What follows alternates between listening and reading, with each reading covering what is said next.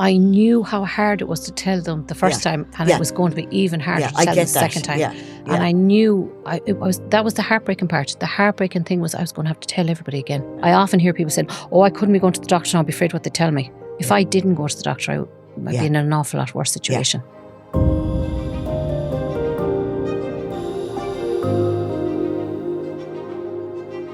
So with me now is Laura Duane. Laura is a 47-year-old. I hope you don't mind me saying your age. Not at all, no. 47-year-old proud mother of 2 boys, Shane, who is 18 and just starting college, and Ethan, who's almost 12. Is that right? That's right, yeah. Look, I suppose you might, give us a bit of background and tell us how you discovered that you had cancer, or what led you to get checked for possible cancer in the first place, and bring us through the story and your family and their reactions and everything else. So I suppose it was back in January of 23. I had taken some time off work because I was a bit tired and stuff. And what were you working as? I was working my husband's family business, running their daybreak store. So as a retail manager. And your husband, sorry, I forgot to mention your husband, her lovely husband, Athenry, is that right? Yes, that's right, yeah. So I was working there, and I was feeling a bit tired. I had gone and done nutrition for myself back in 2018, and then we came into COVID. COVID hit and I didn't leave to do my own thing. I said, we'll get us through COVID. And after COVID, then I kind of felt I'm very tired. Was putting it down to that and so we decided then in September of 22 that I'd take some time off. And then in January of 23 that I'd look into doing something for myself, nutrition-wise. So that was fine. January came, and middle of January, I was in the shower and I felt a little bit of a pea-sized. Thought, what's that? I wonder, is that anything? And I'd had a cyst in my breast, and my left breast, when Shane was only 2, so you're talking 16 years ago. That was taken out, removed, no problems. There was no issues with it. It was just a cyst. So I knew I had lumpy breasts. Yeah.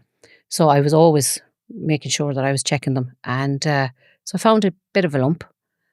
I couldn't even say it was a lump. It was hard. It was different. And I just But you weren't too concerned? Not really, because I'd had the cyst, and I knew I had fibrosis actually is what it was. Yeah. So I was like, it's probably something like that now. And it's due my time of the month. Yeah. Maybe that's what it is. So that was probably maybe Saturday. I was up at home, my mum's house, on the Sunday, and my aunt, who's my dad's sister, had breast cancer about 5 years previous to that. And she was in the kitchen, and they were sitting chatting. She's great. She's only a couple of years older than me, and everyone thinks my aunt, but she's actually only about 12 or 13 years older than me. So she's my dad's youngest sister. Is she near Athenry as well? She's out in Loughrea. I'm actually originally from Loughrea. So I was sitting in the kitchen, and I thought, will I say this to Mammy now? And I said, you know what I will. I said, Ma'am, do you think that feels a bit weird? And she goes, I don't feel anything there, Laura. And my aunt said to me, she was sitting in the chair, and she didn't even, she said, Laura, if you have any doubt, she said, get that checked out. She said, Laura, that's a key line, isn't it? It is, yeah. So if you've any doubt, get it checked. And the fact that you actually said it straight out to your mother and your aunt. We'd be very close family. Yeah. And my aunt went through it herself 5 years previous, so you'd be very open with her, and she's very open. I'm actually supposed to be very like her. So we're very close. We'd be very open to talking about everything, So I just So that was the Saturday? That was on the Sunday. So the Saturday kind of found it, and the Sunday I said it to her. And I hummed and hawed with her, but and you know what? I picked up the phone on the Monday and I said, look, I'll make an appointment with the doctor. I'm due blood tests anyway, because I have folate issues and all that. So I said, you know what? I'll go in and get my bloods checked and get an NCT done, and just say it to the doctor, see what she says. Yeah, nothing wrong with an NCT from time to time. Yeah. You'd have to keep yourself on your toes, So I went into the doctor. It wasn't actually my own doctor, but I'd seen her a couple of times before. She's a lovely lady. And she said, I don't know. She said, it's not big, whatever you're feeling. She said, because it's very actually hard to feel it. She said, I do feel something there, but if you're not sure, she said, it's your body, and because of your history, she said, you know your own body, and if you're telling me that's different, I'm going to take your word for it. She said, so we're going to get you in. She said, have you VHI? I have. So she sent me into the clinic into Professor Gerrans. And how long after you had the appointment with her did you get to see Professor Gerrans? I'd say it was 2 to 3 weeks. Okay, so nice and quick. Very quickly, yeah. And over those 2 or 3 weeks, were you concerned, or did you put it out of your head, or how did you react? I kind of put it to the back of my head and said, look, if it's anything, it's small. and I'm going into the right place now, and let's just get this looked at. And I think with the kids at home as well, you get distracted enough to keep your mind off things. Absolutely. So I thought, I'll see what he says anyway. So I went into Professor Carrington, and he sent me over. He felt it, and he said, yeah, Laura, he said, there is something there, he said, and it's a good find, he said, because it's very small. He said, but I'm not sure. He said, it's possibly a fibroid if you've had fibroids before, but let's get it checked. So he sent me over that same day to the clinic. I actually saw him in the Bonds then, and he sent me over to the clinic. So I got the triple. I got the mammogram, the ultrasound, and the biopsy done on that day. And that was the 1st of February of 23. So back in on the 8th of February, the following week. And were you by yourself now when you went back? No, I brought my husband, and they actually told me to bring my husband. Okay. I think they tell you that either way. They tell you, they said, look, don't come in on your own. Yeah. But I mean, so that didn't cause great concern. Not really, because he was coming with me anyway. Yeah. Because to be fair to him, he's been so solid. He's been a rock through the whole lot of it, and he's been at every single appointment. Yeah. So the two of us took away in, and my sister said to me, "You go on in now." She said, "And I collect Ethan from school. Don't be worrying about him." And she was collecting probably Shane as well. She probably did the secondary school run as well. God love her. So went in, and we sat in front of Professor Cairns, and he said, "Look, Laura," he said, "I'm sorry to tell you," he said, "but you have a little bit of breast cancer in your right breast." Okay. Because they delivered very well. Yeah, he was very good, because they found a cyst in my left breast, but it was benign. So they had, so there was a cyst that I didn't know about. But so the lump was in the tiny little lump was in your right breast. The tiny lump was up here. Yeah. And when they did the ultrasound and the mammogram, they did both. Yeah. So they found a cyst underneath here that is, I didn't feel it. You can't feel it, but they saw it. So what they do is they clip it. So they've attested and clipped. So that was benign. It was fine. It was just a cyst. So this was a little bit of breast cancer. So it was triple negative. And how was that explained to you? So he said it to me that it was, to be honest with you, Auntie was sitting here beside me, and I kind of went, oh my God, and I kind of didn't hear a whole lot after that. That's why I'm asking you that, yeah. So he kind of said, you've triple negative breast cancer. He said, and I was kind of going, what does that mean? And I was like, well, it's not hormone driven. And my husband took in a lot more than I did then. And he said, look, Laura, I remember him turning, saying to me, I turned around and I said, thanks for everything. Like, and he said, Laura, you're going to be okay. He said, it'll be okay. He said, we'll do a wide local incision. We'll take it out. You will probably have to have chemo, but we'll get you over to Professor Keane over in symptomatic, he said, and he'll give you your plan from there. But he said, great reassurance. Yeah, he said, you'll be okay. And did you react well? I mean, did you feel? I think I was okay. I think when she rang me to say, come in, and then I met the secretary, and I knew I'm very good at reading people, and I kind of went, oh, there's something coming here.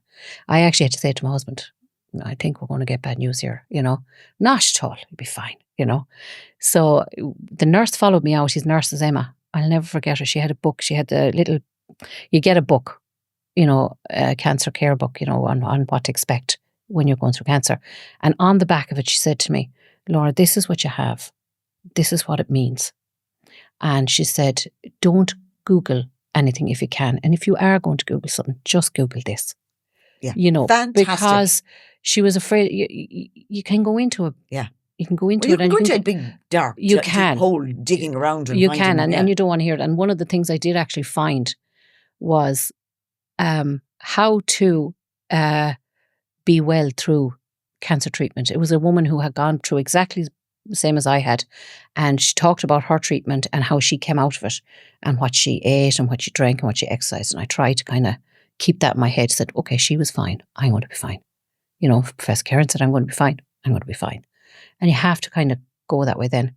So 2 weeks later, then I went in, I met Professor Keane, and he gave me the whole treatment plan. So the treatment plan was 12 weeks of chemotherapy. And then following on to that, I was going to have 4 more rounds of chemotherapy over 12 weeks. So the first set was 12 weeks every week. And then the second set was chemo every 3 weeks for 12 weeks. So 4 rounds, would say. So 12 and 4, 16 altogether. And while I was having that, I was going to be on immunotherapy as well. So everybody has probably heard of pembro. So there was a lot of research done for my type of cancer, because a lot of the cancers would have Herceptin and all those type of things with them to support them.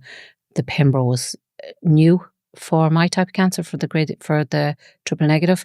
So they applied for me to have the pembro with it, and I got it. Fantastic. So I started on the pembro the day I started on the chemo as well. And that would have been every 3 weeks. And so that would have finished the same time as my radiotherapy, kind of in around. So I was to have, the chemotherapy finished in August the 11th. The 2 rounds. The whole lot finished. Yeah. So the 12 weeks and the 4 weeks, or the 12 and the 4, they finished on the 11th of August. And I had the surgery on the 11th of September. So I had a wide local incision done. And they took some nodes. They were all tested and everything came back clear. I had no spread. Nothing in the margins. Nothing in the margins. It was all clear. So then, can I just actually bring you back one tiny bit? Yeah, of course you can. You didn't tell me how about telling the boys and telling your mother and telling your aunt. Yeah. So what was that like, and when did you do it? I actually did it that evening, the evening that I got. And looking back on it now, I probably should have taken a little bit of time for. That's kind of why I'm asking. I was wondering at what stage you felt it was right for you to tell them, for yourself. Well, and see, right I suppose we're very open, and they all knew I was going in. Yeah. And I'm not good at keeping secrets. Yeah. You know, and I would be, I suppose I'm in the middle of the family, and I would talk to all of my siblings at different stages, and I suppose they kind of would have known. Oh, and I have a lovely set of friends as well. I have a lovely network of friends as well. And did they all know you were going in as well? No, they wouldn't have had a clue. Yeah. I actually went for dinner with one of my friends the night I got the biopsy, the day I got the biopsy, and I had said to her, look, I'm a bit sore, I have a biopsy done. What do you mean? You're out for dinner and you've had a biopsy? I said, I just don't want to make a big deal of it. Yeah. So anyway, the day that I got diagnosed was the 8th of February. And I said to Anthony, I think I need to tell my parents. I need to tell them I can't keep it, you know. So yeah, we told them. So you went over to the house, did you? I went over to my parents. I'll never forget though, I told Shane in a very, and I kind of regret the way I told him in a way. Yeah. But how did you do it? So I told my parents that night. We told the boys first. So we went home. I told my sister because she had Ethan. So we told her, and she was so upset for us. But she's very, Laura, you're so strong. You're going to be fine. We're here for you.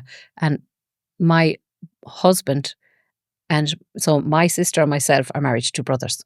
Oh, so there's only the 2 of them. So we're even closer in that sense. So they were there, and they were very supportive, and they were like, look, whatever you need with the kids. And I said, Maria, I have to tell Mum and Dad. She said, I know, and you'll do fine. You'll be fine.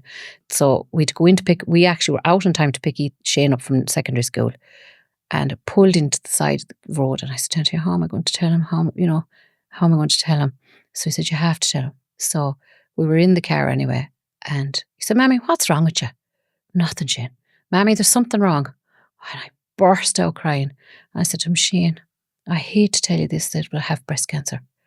And he got so upset. And I said to him, I'm really sorry. I said, but we're going to be fine. We're going to be good. I said, the doctor told me it's only small. It hasn't spread, because they actually had done the biopsy under my arms. They knew it hadn't gone out under my arm at that stage. And he said, okay, Mammy, if the doctor said you're going to be okay, that's what we have to believe. Yeah. And we said, it's very upsetting conversations. It's very hard. It was very hard. It was very hard to tell him. Yeah. The second lad, he was 9 at the time. So when we told him, he was very much his soccer stick going, his scout stick going, and we kept that going as much, thanks to my parents and my sister. Yeah. They rallied in and they took him to whatever. So he just wanted his life to continue his life continued normal. His life to I was fine once I was fine. Now he found my hair loss very hard, because there's that age where the image was a big deal, and dropping him to school and other parents looking at me, whereas I didn't actually care, and I had the baseball cap on and off I go, But so I kept my distance a little bit from the school for that reason, because for him. Yeah, because just he the fear wasn't that coping. he would be, you'd look different, and he didn't want you looking and then different. the boys would be asking what was wrong with your mother, and he'd have to explain it, and he didn't know how to explain it. Yeah, they don't like things like that. Yeah, they didn't want to be. He didn't want to be having to deal with it. My older lad actually didn't tell any of his friends at school. And again, that would be a kind of a very normal reaction. Yeah, at his he age, wanted to keep his school, and home. Yeah, and that was fine with me. Yeah, that's how he dealt with it. Yeah, because they all deal with it differently. They have to be able to deal with it their own way. Yeah. And then then it was up to tell my parents. Yeah, and Daddy was on a ladder. I'll never forget. Yeah, I hope you won't. He was doing something on a ladder, because my sister was coming home from Australia. They were having their 50th anniversary party. Was coming up. They were getting the house ready, and Daddy was. Don't ask me what he was doing. I must ask him actually, Dad. What were you doing on the ladder? He was on the ladder, and I said, Dad, will you come down for a minute? I want to talk to yourself and Mammy. And I remember telling them. Now they were brilliant. They were brilliant, but they were heartbroken for me. I was very, very much a daddy's girl, and I could see it in him. He was devastated for me. And how many of you are there? There's 9 of us. 9 of you. 9 And of how us. many girls? 5 girls and 4 boys. And was there any history in... No. Now, his sister, Dad's sister, Teresa, she had breast cancer 5 years previous, but she had... Yeah, that was Teresa Yes, that had... yes, that's the girl said to me, yeah. get it checked. Yeah. So But it wasn't in your side of the maternal... No, your mother's nothing, side, or... Nothing. Yeah. Nothing down along the lines. And they were saying mine was a rare thing. You know, it wasn't hormone. Yeah, just the way it happened. And so, look, I did ask that question to them, and I know that I got the diagnosis. They did the BRCA and the genetic test, and they all came back negative. Like, God, they were all fine. So, because I asked that question to the girls, did you get checked? And they said not necessarily, but of course, they need to keep an eye on themselves, as everybody does. Of course, for any woman really needs to keep an eye on themselves. Yeah, that was their take on it. Mum and Dad took it. They took it on the chin, to be fair, and they were brilliant. And they just helped me look after the boys. And that was what my biggest thing was, the boys were going to be okay. Yeah. And that they were going to be looked after and their lives wasn't going to change too much. But you're very lucky because you have, you have so much support in the huge area support. And between your friends and your huge family. Support. I have friends that are nurses, and I have one particular friend was a nurse, and she, oh my gosh, she was so good to me. She came over, showed me how to do my injections into my belly, and she was brilliant. And my sister-in-law, my brother's wife, who I know since we were 4, she is an oncologist nurse in Ballinasloe. Oh, God. So when I was looking for, when they went through the treatment plan with me, I said it to Professor Recurrence, I think, at the time, look, can I get my treatment in Ballinasloe? And I said, my sister-in-law's over there. And he said to me, well, if that's where she is, that's where you'll get he was Ballinasloe's a fabulous centre. They looked after me so well, and he said, absolutely, Laura, if that's where you want to go, we'll try and get you in there. Fantastic. So you used your treatment in Ballinasloe. So I started in Galway. And your sister-in-law was treating me. Well, she wasn't allowed to treat me now. Yeah. But she was there. But the girls in Ballinasloe, they were all nearly like me, my sisters or my friends leaving, because they were so good and kind to me. And every single question you have, every lump, every bump, every worry you had, they had an answer. They knew what it was, they knew why it was.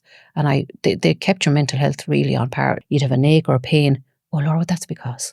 And you'd go home feeling $1 million because, oh, sure, I'm fine. Like the isn't that amazing? Yeah, they were brilliant.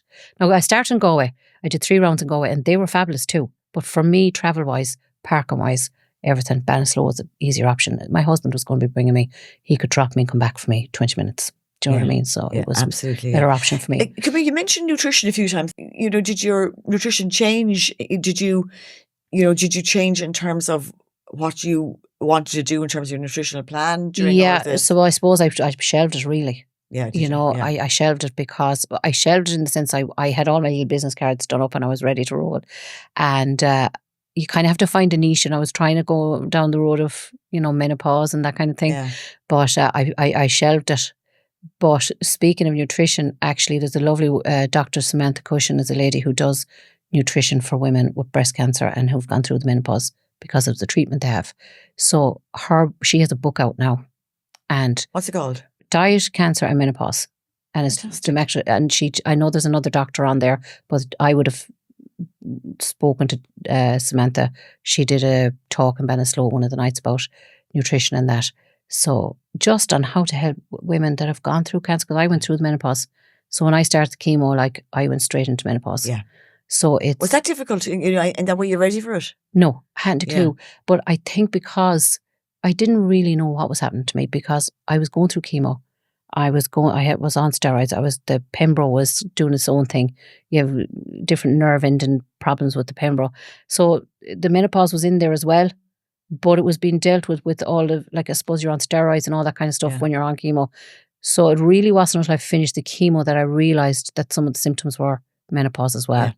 Yeah, I'm sure there was bound to be. It wasn't, when I finished the chemo and cleaned up my diet a bit, then I realised, this is the menopause as well.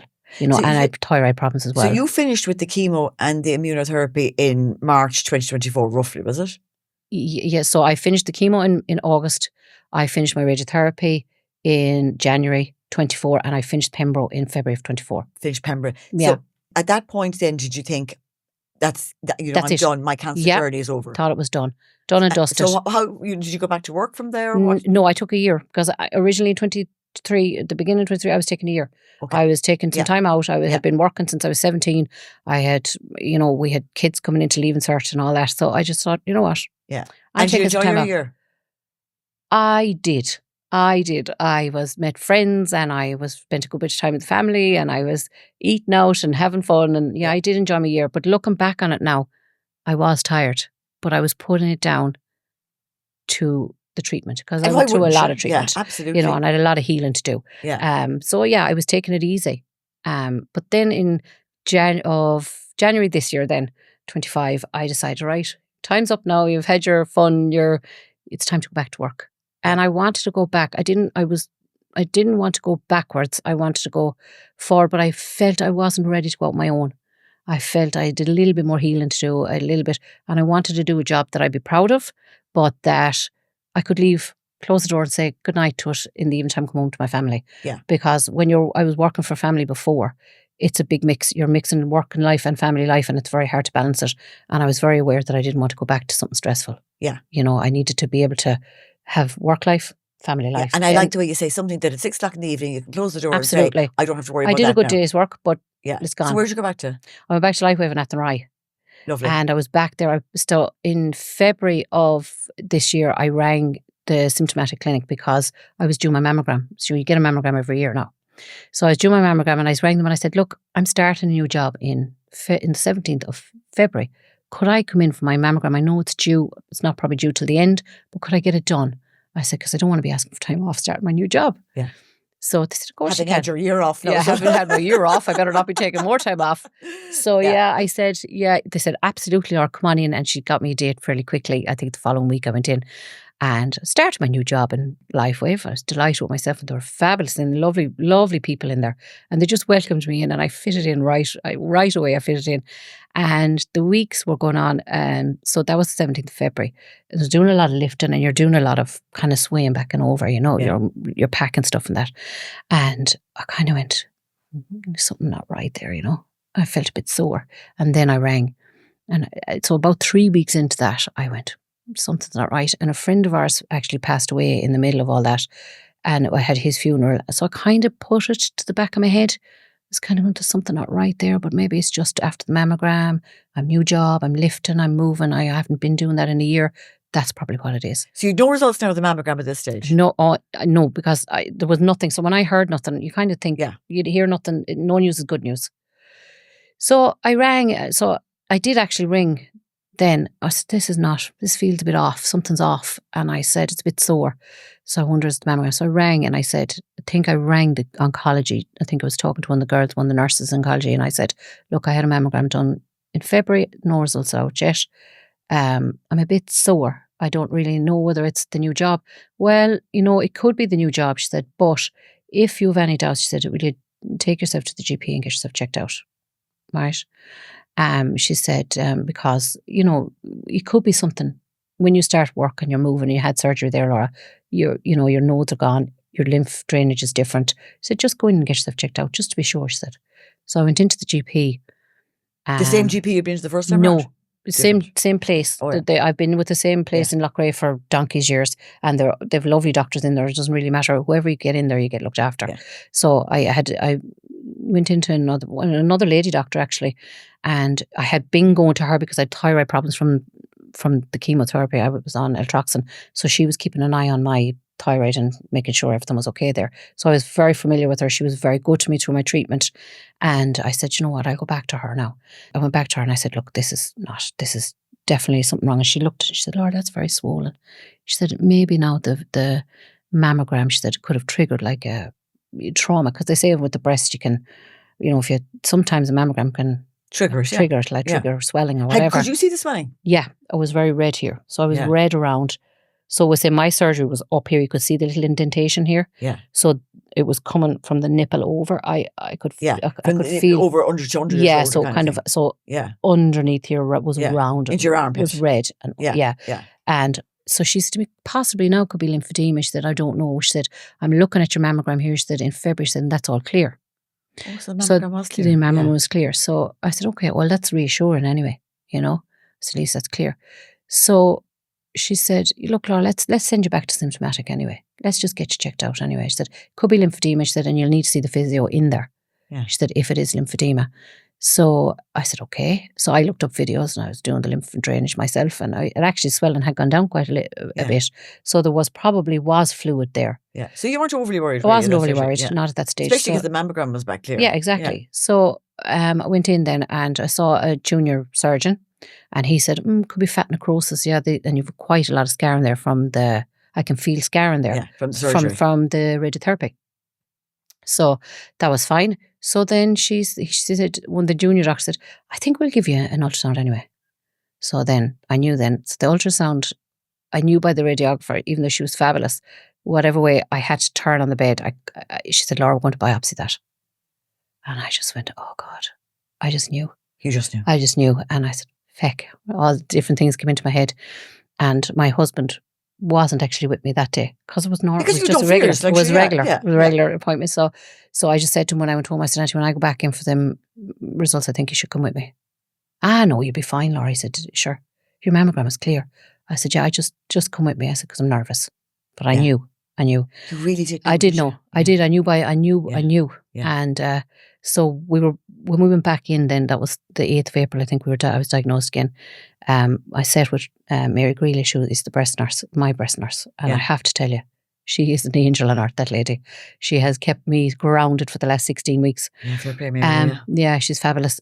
So I went in and Dr. Sammy and Mary were there and they gave me the recurrence diagnosis. And I have to say, we cried. So the recurrence, so was it literally a recurrence? Recurrence. A localized recurrence is what they called it. Oh, yeah. Same type of cancer, same breast. Yeah. Under scar tissue.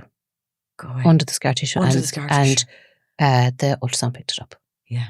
So it was kind of very fast forward then.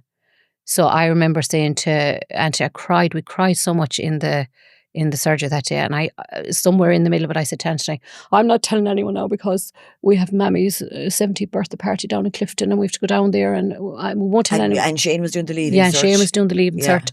And I said, you know what, we won't tell anyone now. We'll leave it for a while and see how it goes. But was it a much worse than the first time around? It was, because I knew how hard it was to tell them the first time, and it was going to be even harder to tell them the second time. Yeah. And I knew that was the heartbreaking part. The heartbreaking thing was I was going to have to tell everybody again. Yeah. I was telling all my friends again, to my parents, down the same route, and to tell my parents again. Yeah, yeah. And both times we had occasions coming up. Yeah. My parents' 50th anniversary, this time my mother's 70th. Yeah.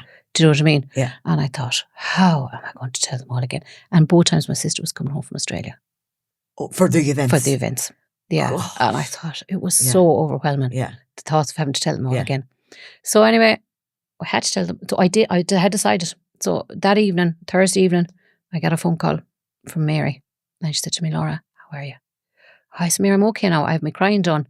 I've copped on to myself. And I said, onwards now. Yeah, ready to go now. Ready to go now. Yeah. And she said, Laura, you'll be fine. She said, but look, we have tricks up our sleeves and in our back pockets. She said, no matter what is, no matter what's being thrown at you now, Laura, we'll get you through it. Yeah. And she said, one thing, she said, if you have a good support network, I really would be opening up to them and telling them. Right. So she was fully encouraging you. Fully encouraging, because she knew that I wasn't going to be left. Yeah. So I was diagnosed on the 8th of April and I had my surgery on the 6th of May. And what did you have? I had full right breast mastectomy with they call it a DEP, so I had a full reconstruction as well. So from my stomach. On the 8th of May? On the 6th of May. Yeah. So she knew that was coming and I would be having bone scans, brain scans, every type of scan. So you needed all the support you could get. Yeah, but she also was afraid that if my sons were very close, that she said, he walks in there and he hears you on the phone, you're going to be getting a lot of phone calls, we're going to be ringing you. I had a scan on the 14th of May and I had a scan on of April and the 16th of April. So I had scans, and then we were out in Clifton and I had to come back in for Professor Cairns for another consultation. So there was no point in complicating things and trying to hide this. Exactly. So she said I was going to be causing more stress to myself and people were going to know something was wrong. Were you concerned with the leaving sort of coming up as well? Of course I was. Yeah, of course I was. Because it was a hard, the 23 was hard. I knew what it had caused in the house. Do you know what I mean? Yeah. So I was so sure I was going to be having chemo a second time round. So I thought, oh my God, I'm going to be in the middle of chemo, in the middle of his exams. Yeah. I am going to be no hair. Yeah. And in 2023, my husband said to me. Had you lost the hair in 2023? Yeah. Yeah. And had you a wig or? I got the wig and I wore it twice. I So you weren't in couldn't love with the wig, deal no? with it. I couldn't deal with it. It was too hot. I love my baseball cap and my turbans. That's what I wore, Yeah. and I just couldn't do it. Yeah. And I thought, how am I going to do this in the middle of his exams again? And Ethan was making his confirmation. Yeah. And your hair was all nice now at this stage again. My hair was starting to come back. No, I didn't like it because I was trying to grow it out. It was like a fuzzball on my head, and I was like trying to grow it out. And then when I knew I was having the chemo, or I thought I was having the chemo, I thought, you know what, I'll chop it up and style it up because Ethan's confirmation was coming up. Yeah. And I said, so I have the hair looking good. Hair looking good for the photographs. And Ethan was actually making his confirmation on the 9th of May. I had my surgery on the 6th, so I was in hospital for his confirmation. So what we did, my sister was home from Australia. She was leaving the day I was going for my surgery. So we had a huge part, and my sister was home from Denmark as well. My sister actually in Denmark she stayed the full month with me from the middle of April to the middle of May. So she was at home with me and my husband and the kids. God, it's great. I have a fabulous family. Yeah. I have a fabulous family. My other sister lives down the road, and she dropped everything, grocery shopping, kids picking up, anything I needed. They were there. They were brilliant, and I have fabulous sister-in-laws as well. Yeah, and you they know were what? great Just again, it's okay to ask for help. It's okay absolutely, to you have to, and that is a big thing. I think one of the things, if I could say, Anthony, is to just give into it. Yeah. Don't lean into it and give into it. Don't fight it, because fighting it is so hard. And people want to do something anyway, so you're making people feel better about themselves. You're actually helping people, because people are standing outside looking in and they don't know what to do. Yeah, no one wants to be just hanging on. They prefer to be doing something. Yeah, if you can just let them do it. If they want to do it, they're asking because they want to. And just let them do it. And it's helping them. And let them pile the dinners up all over the kitchen table if they want to. Absolutely, yeah. They were brilliant. And you had the confirmation party early, is that what you're saying? We had the confirmation party on the Saturday, did our photographs and everything. I went into hospital on the Monday, had the surgery on the Tuesday, and I came home the following Monday. So the confirmation was out of the way, but you didn't need to be there for that day. So you'd done all your stuff anyway. No, and I'll never forget, Professor Cairns was my surgeon. And he's an absolute gentleman. And himself and Mary Grealish really have been so positive and so...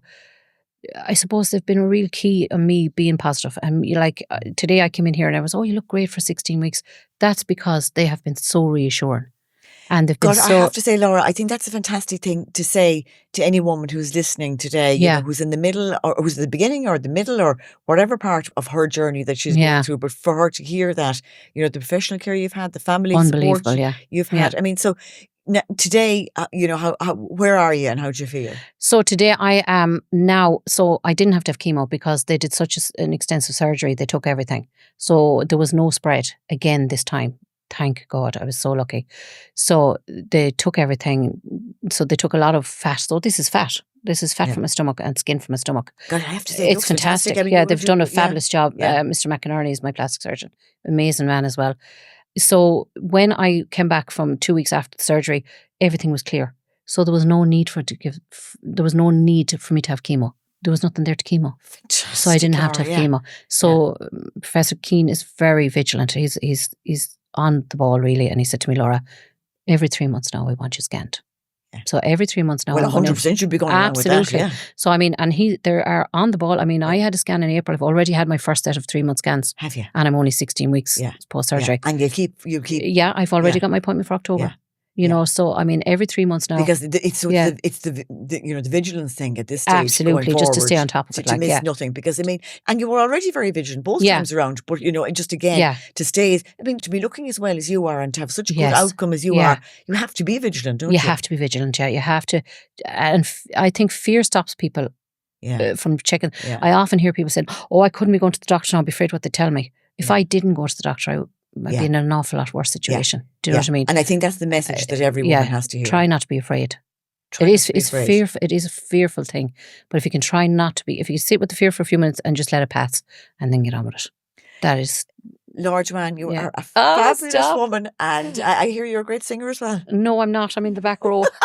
I'm in the back row for a reason. Well, they say you sing very well from the back row. I'm in the back row for a reason. Well, listen, you know, the very best luck in the future to you, and the best luck to Shane and college and all the rest of it. And you know, it's a great story, and long may it continue. And you know, you'll keep up the checks and you'll keep up the vigilance. And thank you for sharing your story today. Thanks for having me. I'm delighted to come in. Thanks, Laura. Yeah.